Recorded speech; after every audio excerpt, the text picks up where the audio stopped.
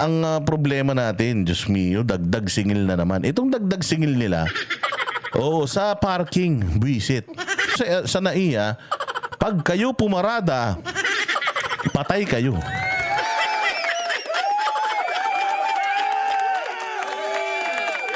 Oo, kasi ganito ang problema natin dito sa airport, no?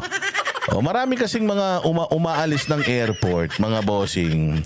Kasi ang hirap din talaga kumuha ng taxi dyan sa punyeta na airport na yan. Pag kumuha ka ng taxi dyan, putang ina niyan, kalahati sa mga bumabiyahe dyan, mga kawatan. Imbis na makapahinga ka, galing ka sa abroad, pag uwi mo, sumakay ka ng taxi, putang baho-baho na ng taxi. Ang dumi-dumi pa ng taxi. Putang ina, magnanakaw pa yung taxi driver na makukuha mo malamang. So ito problema. Kaya hindi dahil doon sa pangit na transportation system dito sa Pilipinas, dahil sa ibang bansa merong mga tren diretso sa airport. Di ba? Meron mga tren diretso sa airport. Oo nga, mahal ng taxi dito, ang papangit pa. Pati yung mga driver ang papangit din. Parang mga taong grasa.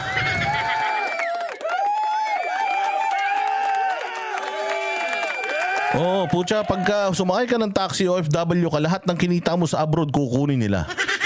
Dahil yung taxi mo mula airport hanggang Cubao, putang ina niya, 20 mil.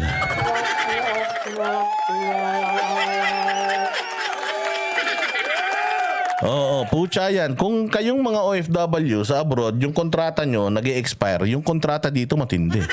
Wala kayong pinipirmahan pero may kontrata.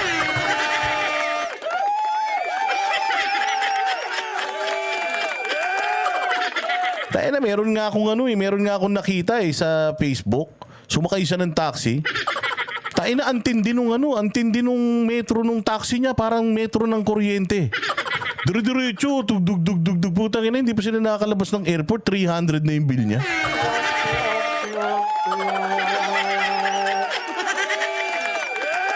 Kaya na ganyang kasatanas yung mga taxi driver dito. At pati na din ang problema, yun na nga. So, ginagawa ng ibang mga biyahero. Kasi yung iba talaga, katulad dyan si Coach Oli. Pag si Coach Oli, kasi nga si Coach Oli taga Laguna, ang ginagawa niyan, pumaparada yan sa airport. Pumaparada yan sa airport. Imaginein mo ha. Noong nagpunta kami nila Coach Oli ng Davao, hindi namin alam kung gaano kami katagal doon. Usually, pag nagdadavao kami, matagal na yung 5 araw eh. Matagal na 1 linggo. Minsan, kailangan lang kami ng mga ilang araw, tapos nag-e-extend na lang kami. Kasi nga, minimit pa namin yung mga Duterte. Kasi, ang sabi sa amin ng mga Duterte, pag nakasadabaw kayo, hindi pwedeng hindi nyo sasabihin ha. Hindi pwedeng hindi tayo magkikita-kita. So, kailangan, pag nasa Davao kayo, sasabihin nyo sa akin kasi magkikita tayo. So, pag nandoon kami sa Davao for work, ano ba, may SMNI kami sa Davao, di ba? May Banatero sa SMNI sa Davao. So, usually, ilang araw lang yun. Nag-extend lang kami ng mga a day or two para ma-accommodate kami at ma-accommodate din namin yung invitation ng mga Duterte. So, ayun ang dyan. So, nung nakaraang alis namin, hindi namin expect abutin kami 1 buwan. Di namin ini-expect na abutin kami ng 1 buwan. Si Coach Oli nagpa-park sa airport. Kasi nga taga Laguna siya. So, wala namang biyaheng airport sa Laguna. And sa Laguna, wala din namang mga Grab. Wala din namang mga Move It. Alam nga naman mag-Move It si Coach Oli, naka-Amerikana na, 2 pa yung maleta. Lahat sinicheck. Coach Oli, doon siya pumapark sa Imaginein mo ha, inabot kami 1 buwan. Ang binayaran ni Coach Oli noon nung umuwi kami galing ng Davao, if I am not mistaken, nagbayad si Coach Oli ng kulang-kulang 20 mil. Kulang-kulang 20 mil dahil nagulat ka, hindi namin alam na ganun kami katagal So, computein natin yung 1 buwan, yung 30 days dito sa hayop na bagong singil sa NAIA. Alam naman natin na yung NAIA, nasa San Miguel na. At kailan lang, October 1, nagbago po ang rates ng parking sa NAIA. Parking to ha, putya, kala nyo kaganda-ganda ng parking nyo, nasusunog nga yung mga kotse dyan. But anyway, siguro doon nila babawiin. Kasi ang alam ko, lahat ng nasunog na kotse sa parking lot nila, nung nakaraan, binayaran nila. So siguro, para makabawi sila, Oy, dito na sila dito na ito na yung oportunidad na nakita nila. Tataasan nila yung yung parking no overnight stay. At take note, sabi nga dito ni Garsky, 1 day notice. Ang daming mga pasahero na biglang na-stress. O kasi halimbawa October 1, di ba? October 29. Na mga nasa ibang bansa, nagpark sila sa airport. Umalis sila mga 29. 29 at 30 ng Setyembre. Tragis yan. Biglang October 1, boom. Biglang merong notice itong mga punyetang mga taga San Miguel. At sinabi nila na tataas ang singil natin sa parking. Ilan? 50? Hindi. Putangin nyo. Ubusan ng pera to. So pakinggan natin mabuti ito at computein natin kung magkano dapat ang binayaran ni Coach Oli kung ngayon siya nagpark sa airport. Di ko alam kung saan magpapark to si Coach Oli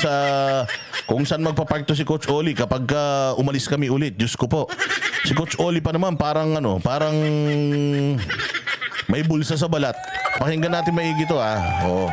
Ewan ko ba't nag-e-echo tong hayop na dati naman pag nagpe-play ako dito hindi nag-e-echo pero pagtiyagaan nyo muna.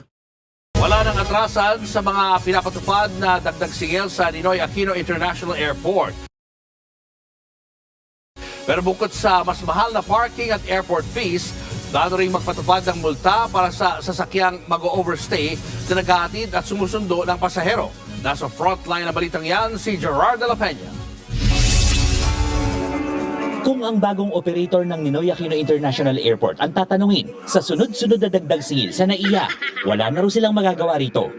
Paliwanag ng New NAIA Infrastructure Corporation o NNIC, nakasaad sa administrative order na mismong ang Manila International Airport Authority o MIAA ang nag-utos ng mga dagdag na singilin na ito. Ang bagong parking rate na 50 pesos sa unang 2 oras at 25 pesos sa succeeding hours, tapat na raw at hindi na mababago. Tingnan nyo. Hayop kayo, eleksyon lang. Porket nag-eleksyon, punyeta kayo, nagtaas na kayo ng singil mga buwisit kayo Pati pang kampanya yung mga putragis kayo, galing pa sa yung mga magsusundo ng mga kamag-anak nila na nagpakahirap, mga bagong bayani na nagpakahirap sa abroad. Bumuhay sa ekonomiya natin. Tangina nyo, pagkakakitaan nyo pa talaga, mga buwisit. Yung iba dito, galing pa ng probinsya. Magpapark dyan dahil maagang dumating. Para lang masundo nila yung mga kamag-anak nila ng mas maaga. Putang ina nyo, kakatkungan nyo pang mga hayop kayo. Diba, santanas talagang mga punyeta Computein mo nga, Garsky. Computein mo yung rates isang buwan O isang buwan as in overnight. O computein mo, tas ilagay mo dyan kung magkano dapat ang babayaran ni Coach Oli kung ngayon kami umalis, tas isang buwan kami sa Davao. Kasama rin dyan ang overnight parking na tumaas ng 300%. Tangina.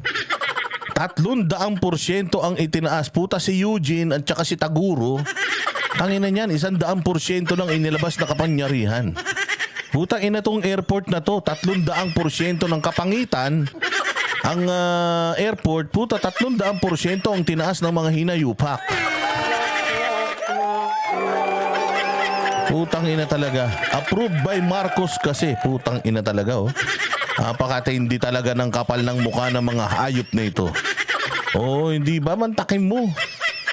Pucha, ikaw nasa abroad. Sabi ko nga sa inyo, yung mga kaibigan ko na umalis noong 29 at nagpark dyan, 2 weeks sila sa abroad.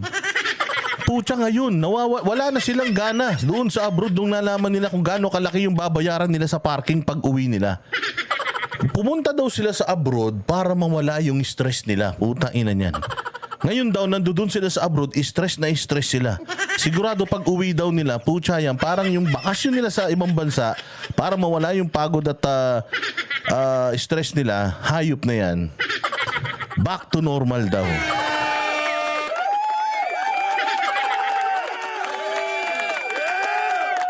$300%.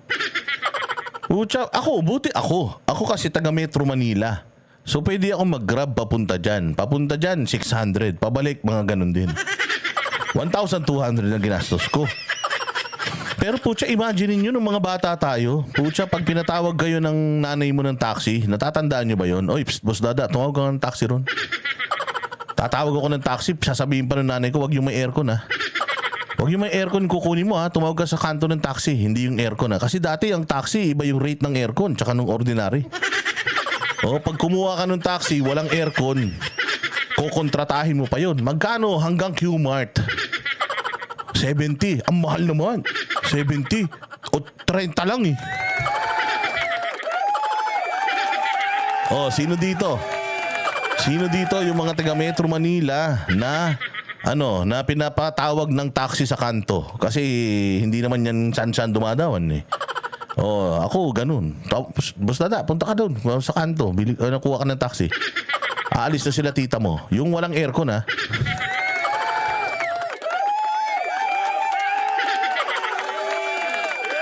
Oh, imaginein mo, papunta pa uwi ko 1,200.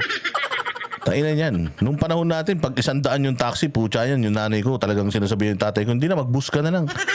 Punta ka ng airport, punta ka sa Farmers, sakay ka nung nung airport. Isa lang ang airport nun eh. Yung airport yung matandang airport, yung Terminal 1.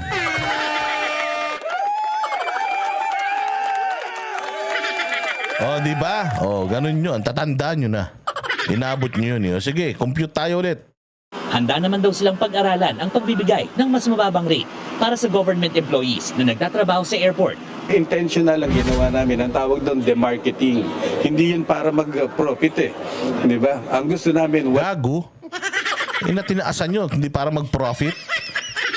O ayaw nyo pala ng profit, putang na nyo, ilibre nyo yan.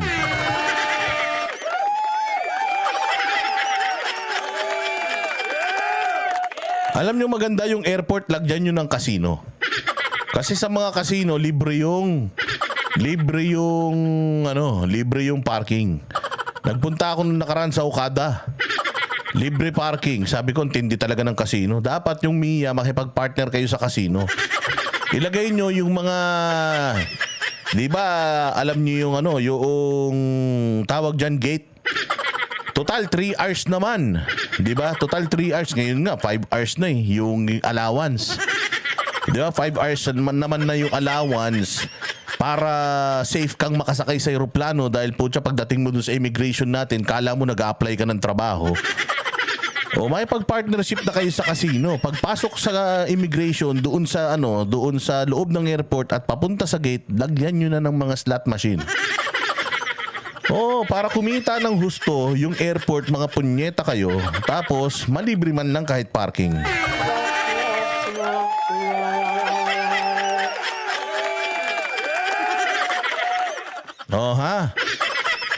Tatakbo ka ba sa councilor sa Gen 3, Jake Arsubal? Oo, konsihal yan. Antayin mo Jake Arsubal. Ako ang campaign manager niyan. Iboboto ko yan sa Quezon City.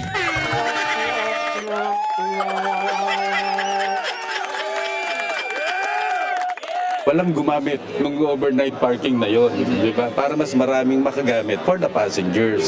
Wow, putang ina, minahalan nyo para mas maraming gumamit. Ang talino mo, sir.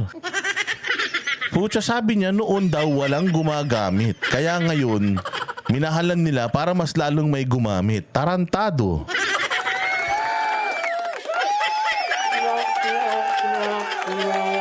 Ang ina, saan galing na utak yan sa talampakan? Ulitin nga natin. Hindi ko alam kung na-miss out ko yung sinabi eh. Yun, di ba? Para mas maraming makagamit for the passengers. Bukod Tangina, para mas maraming makagamit for the passengers, itinaas nyo ng 300%. Abay, gago.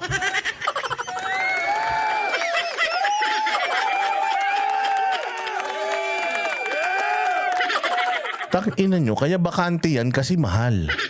Tapos minahalan nyo pa ng 300%, putang ina niyan. Hindi mas lalong magiging parang sementeryo na yan.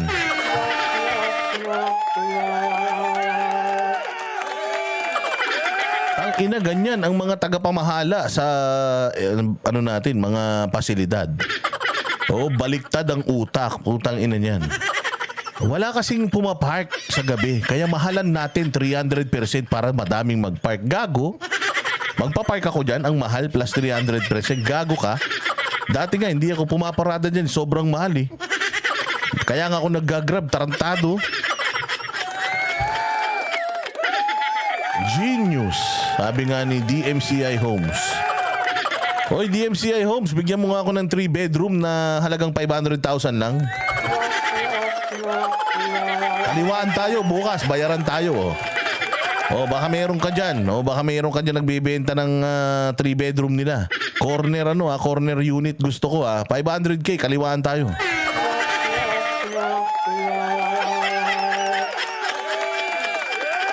Pucha, ang galing no? Sobrang galing. Palakpakan natin ang pamunuan ng MIA.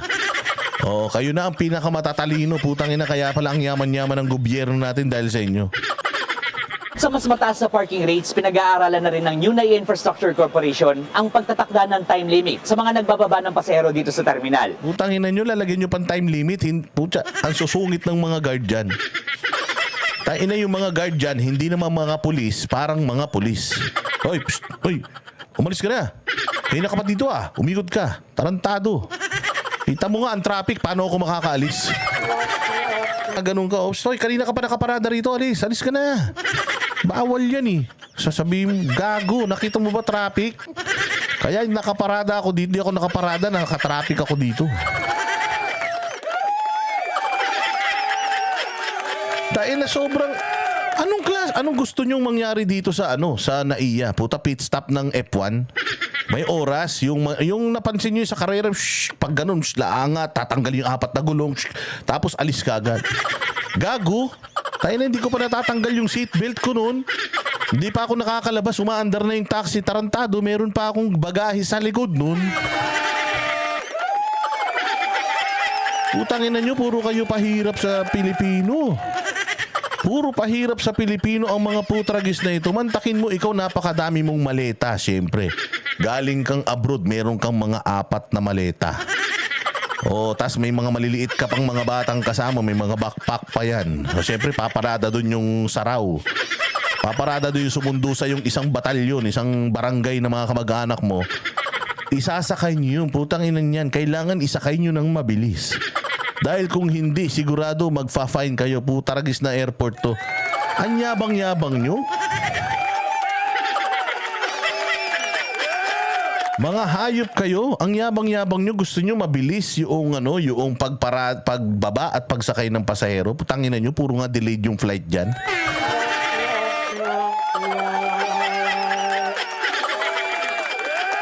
Kunyeta kayo, gusto nyong pabilisan itong daanan, itong babaan sakayan, putangin na yan. Doon nga sa immigration parang 3 araw yung pila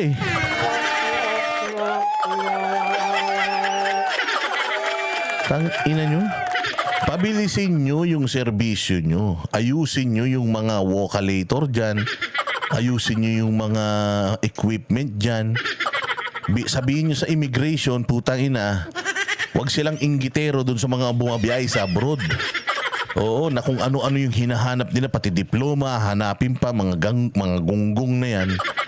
Yun ang atupagin nyo, yung sistema dyan sa loob. Yung sistema ng pila ng mga airlines dyan. Para mabilis yung pag-check-in ng mga bagahe. Putang ina niyan. Hindi yung putya pinagdidiskitahan nyo yung mga sasakyan na nagbababa, nagsasakay. Kung gusto nyo, isara nyo na yan.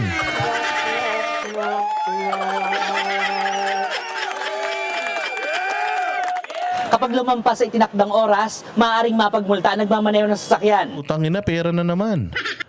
Multa, yung nagmamaneho ng sasakyan. Putragis talaga naman ko sa sagasaan kong mga hayop na yan. Sabihan nyo yung mga kamag-anak nyo, ha? Yung mga kamag-anak nyo, sabihan nyo, ha? Sa mga, pag halimbawa, susunduin ka ni tatay, no? Uwi ako tayo, bilisan mo. Tayo na kailangan pagkahinto mo ron, huwag ka na mag-neutral. Pag hinto mong ganun, putang ina, kailangan nakaprimera ka. Pag sampa ko nito, hindi pa ako nakakapasok sa loob, paandarin mo na.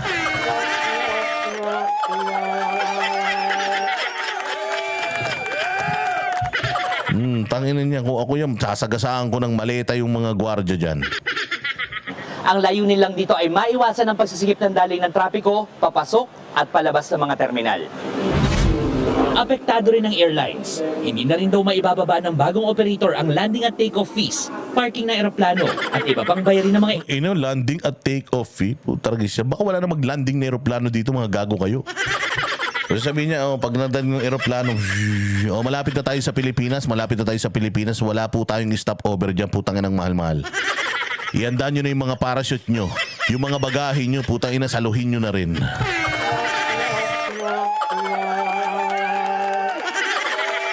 Tarantado, putang ina yan. So syempre, saan sisingilin ng airlines yung take-off at saka landing fee? Putang ina niyan, di sa atin.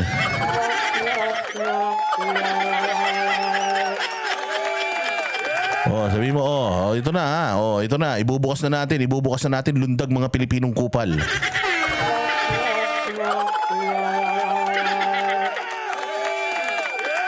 Putang ina, kawawa tayo, no? Kawawa Pilipinas, no? Puta ina yan. Oo, putya, parang ginawa tayong mga sundalo, no? Bright Narya.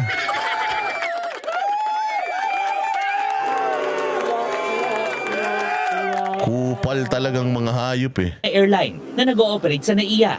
Inirelease ng government, approved by the President. Tangin ito, iboto niyo presidente to.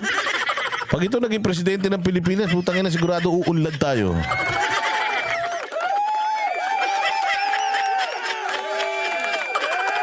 So, no choice kami but to comply. Kasi remember, 82% of the revenues will have to go to the government. Paano kami makakapagbigay ng discount? Baka magalit naman sila. Ang ina mo. Baka sabi mo, paano kami kikita? Putain lang tong tao na to.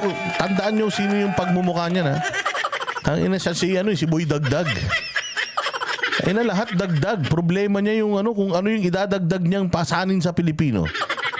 Nagbabala na ang ilang airlines na posibleng maipasa sa mga pasahero ang mas mataas na singil sa kanila ng NAIA. Sabi ng AirAsia, pinag-aaralan nila ang magiging epekto ng mas mataas na bayarin sa kanila. Kaya kami, Boss Dada, pag umuwi dyan from New Zealand to Singapore, then from Singapore to Davao, hindi na talaga kami dumadaan sa Manila. Ay talaga ba? Ganun din yun eh. Pagdating mo, sabagay maganda yung airport dyan sa Davao.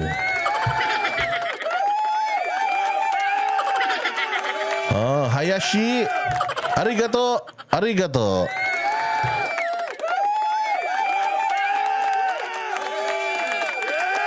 Ng operasyon. Ganyan din ang pananaw ng Cebu Pacific. I think fares will have to be adjusted to account for these costs. But I think we have to take a wait and see muna. Sagot naman ng NNIC, hindi raw dapat maging dahilan ang mas mataas na aviation fees sa pagtaas ng pasahe.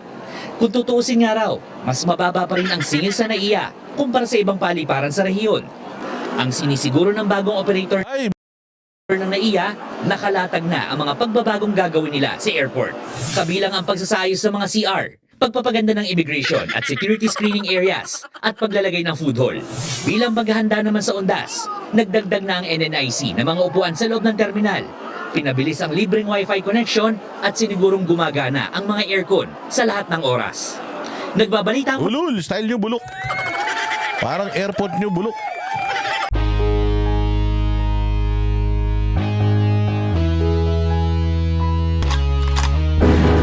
Yan ang Banateros, walang inuurungan. Pag tama palakpakan, pag mali ay babanatan.